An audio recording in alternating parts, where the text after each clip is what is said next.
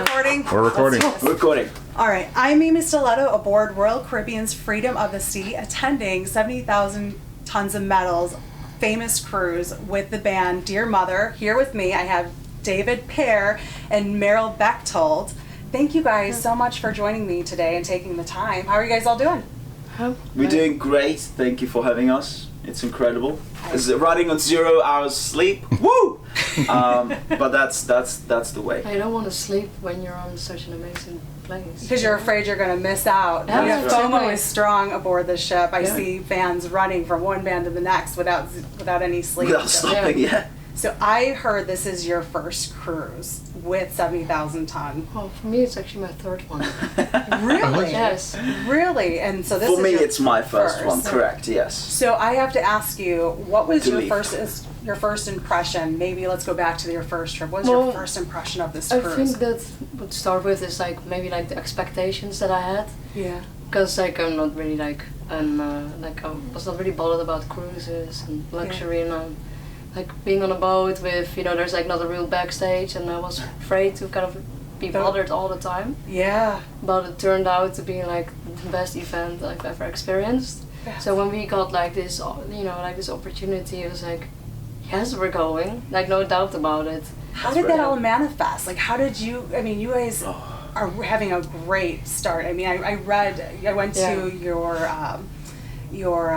website, and I was like, wow, you guys are hitting the ground running. How did this opportunity manifest itself to be aboard? Well, I think like a couple of things, right? Well, no, I think I quite remember. We we started to work with our incredible booking agent Merel. Yeah. And basically in December, and she said in December, not long after we started to work together, be like, there is a possibility of 70 tons, 70k of metal, and we are like, well, that would be awesome. And then sort of she was like, they iron out the kinks and things and just some bookings, so please guys bear with me. And the time sort of went, and we like, I guess it's not happening, it's all right.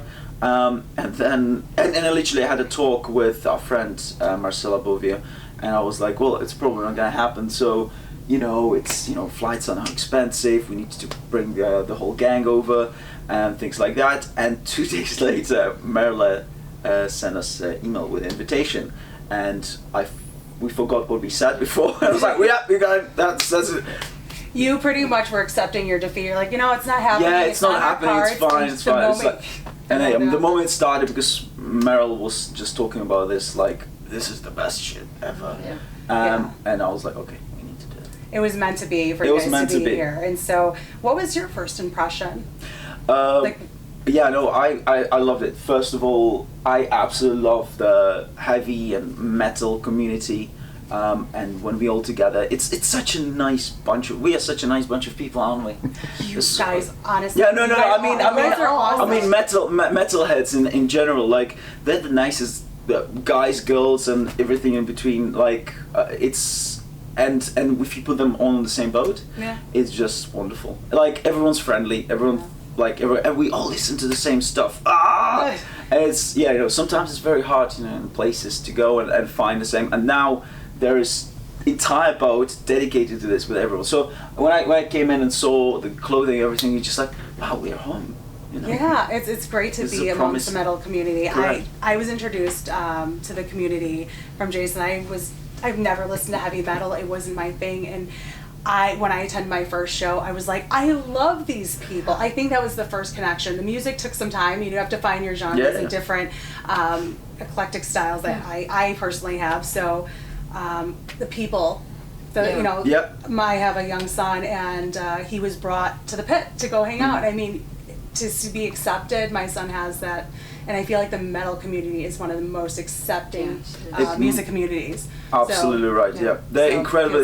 Incredibly inviting. And it's as well what made us be possible to be here, because we're independent, and we started because to go back to your previous question, is we started when we wrote the album, we started a crowdfunding campaign to realize the album Bulletproof. Yeah. And of course, without that, we wouldn't have been here. Yeah.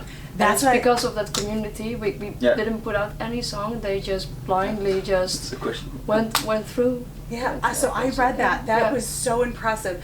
So that it was picked up by Spotify. I read that on your website. So I went to your website, dearmotherofficial.com, and you stated, I quote, "We started this band with one rule: to make and play music we love without setting boundaries to our creativity or freedom." This is such an empowering statement, and for me, it can it's challenging to step out of a genre. Like, people have an expectation of what heavy metal is, and we're scared to maybe branch out of it for being ridiculed for not being true to the name, right? I wanted to know, what advice would you give to young artists following your mantra? I think like following your art is the biggest thing, and having fun with it. I think that's really, really important. Yeah. Oh Jesus! I have incredibly not such a nice answer for this. It's okay. I prefer it be real. Yeah, the real. If you want to do this, get a job, and treat your band that you have to take care of them, because us musicians, there's some musicians that think like musicians. We love playing. We love doing this. But if you want to make a longevity of the band, you have to grow a pair and make sure that you can take care of the bunch of people in that, and that means the band, that means the crew. So grow the fuck up. If you have to get a job, and man, just playing music and just doing it for fun, man, you're not gonna go anywhere. If you want to be the daddy, be the mommy of the band, and make sure that you sort that out, and then have fun. Ha! That I think goes across any young person. People want to become famous right away, but they don't realize how much hard work is entailed and how much ridicule or the challenges that they're faced. You know, the moment somebody hits a hiccup or a roadblock, they're like, "Oh, I wasn't expecting it to be this hard." And that was something your first studio album, Bulletproof. You already touched this, and I was like reading this. I'm like, I can't wait to meet you guys. Just reading about the tip of the iceberg of your journey, I was like, wow. And I listened to 12 Years of Exile, Symbiose. Okay, I was like asking him to help me pronounce that, and then Satellite. All in which have reached millions of streams. I want to know, on that album, what was your favorite? So it might have not been one of those three, but I want to know what your favorite. I think it one. kind of like changes. It changes literally per day. Per month. I think like what we both, experienced, like 12 Years in Exile was like the song that defined their mother the most. Yeah, that's the Bulletproof. And for that album. But like for me personally, like A Soul for Hire was a very special song because it's so different, and that kind of defines what we said there. So that we have like the musical freedom to do whatever we like, and we said we want to do this type. And I think that kind of defines that really well. I liked how melodical it was in your voice. You have a beautiful voice. I really It's really great. Means Nowhere is kind of the song with the energy where I think David really shines. Merel actually likes that song a lot. Yeah, because of you. Because of you. What about you, David? I very similar answer. I get to grow now this month. I really like Vertigo. Oh, really? Yes, I know. And she played a blast beat when I told her not to. Awful girl. We're not good at listening. Yeah, we do what we want, right? Exactly. I do whatever I want, David. So anyway, it changes. But but Vertigo is yours, and then you said Soul. At the moment, Soul for Heart. Soul for Heart.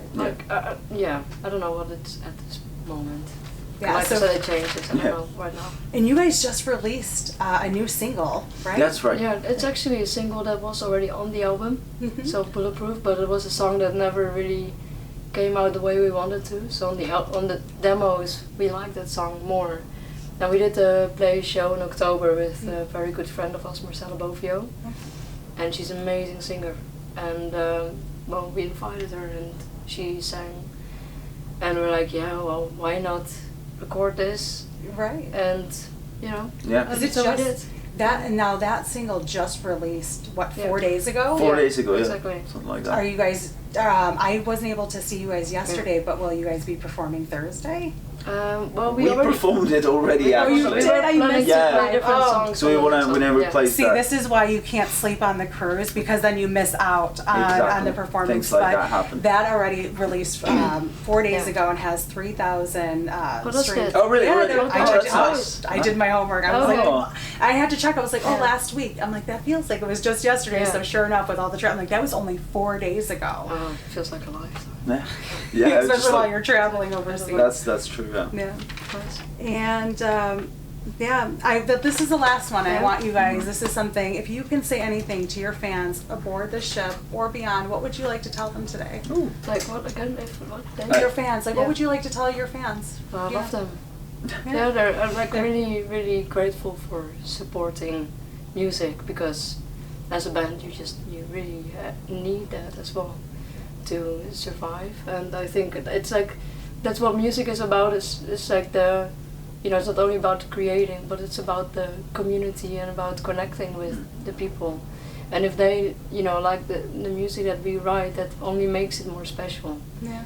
So, Were you? So yeah. they were part of that. Getting. I think I read that you guys were able to have the fans help with that first album. Yes, definitely. Everything Everything. from the first day to now. If that wasn't for fans, we won't be here. Oh, yeah, definitely. It was like that's we only can do this thanks to them. If there wasn't them, there was no there us. was no Dear Mother. There was no Dear Mother. I have to say, it's proof when you see your fans helping you live out your dreams, that Yeah. the message and what you're putting out there is spectacular. It's what the fans need, and they believe in you.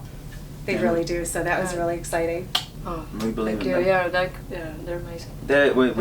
We have incredible family, yeah. Yeah. And we call the Dear Mother family Yeah. as well. We have like a little group, and Yeah. we're actually going to hang out later. Okay, Yeah. good. Yeah.